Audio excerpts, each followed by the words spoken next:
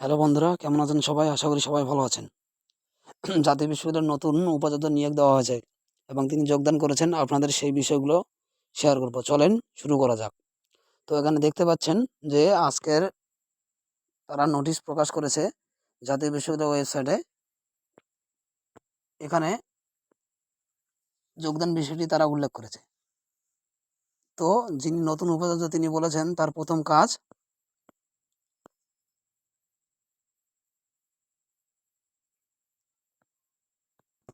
হচ্ছে যতগুলো কার্যক্রম স্থগিত তা দ্রুত শুরু করা। বিশেষ করে ডিগ্রি বা অনার্সের পরীক্ষা বা ফর্ম ফিল আপের কার্যক্রমগুলো রয়েছে সেগুলো দ্রুত শুরু করবেন।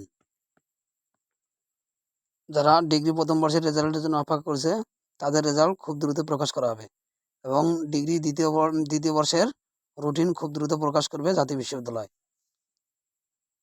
উপাচার্য এমনটাই ইঙ্গিত দিয়েছেন।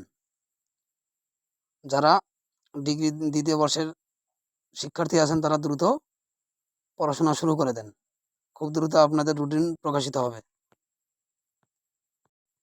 জাতীয় বিশ্ববিদ্যালয়ের সকল কার্যক্রম খুব দ্রুত শুরু হয়ে যাবে এবং সব ধরনের স্থগিত পরীক্ষা, ফর্ম ফিল আপ, পরীক্ষার রেজাল্ট সবকিছু খুব দ্রুত জাতীয় বিশ্ববিদ্যালয় প্রকাশ করবে।